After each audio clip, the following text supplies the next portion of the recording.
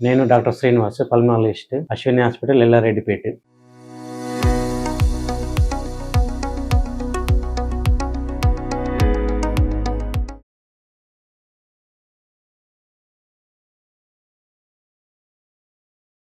ఊపిరితిత్తుల్లో సహజంగా వచ్చే వ్యాధి ట్యూబర్కులోసిస్ వ్యాధి, అంటే తెలుగులో క్షయవ్యాధి అంటారు. క్షయవ్యాధిలో రోగి లక్షణాలు ఎలా ఉంటాయంటే 2 వారాల కంటే ఎక్కువ దగ్గు రావడము, తెమిడ రావడము, తెమిడలో రక్తం పడడము, ఎక్కువగా అలసిపోవడము, ఆకలి మందగించడము, బరువు తగ్గడము. టీబీ ఎలా వ్యాపిస్తుందంటే టీబీ వచ్చిన రోగి దగ్గడం కానీ తుమ్మడం కానీ జరిగినప్పుడు వ్యాపిస్తుంది. టీబీ నిర్ధారణ ఎలా చేస్తామంటే కఫం పరీక్ష, తెమిడ పరీక్ష చేయడం, ఎక్స్రేలో కూడా తెలుస్తుంది, బ్రాంకోస్కోపీ ద్వారా కూడా చేయొచ్చు. ఊపిరితిత్తులకు సంబంధించిన టీబీ నిర్ధారణ అయినప్పుడు రోగి 6 నెలలు టీబీ మందులు వాడాల్సి వస్తుంది. ఊపిరితిత్తులకు సంబంధించిన వ్యాధులు దగ్గు, దమ్ము, గురక, ఆస్తమా, అలర్జీ, ఊపిరితిత్తుల్లో నీరు చేరడము, గాలి చేయడం కానీ, నంజు చేయడం కానీ, ఊపిరితిత్తుల క్యాన్సర్ కి సంబంధించిన వ్యాధులు. మన అశ్విని హాస్పిటల్లో CPAP, BiPAP, bronchoscopy, PFT, FOT, ventilators అందుబాటులో ఉన్నవి.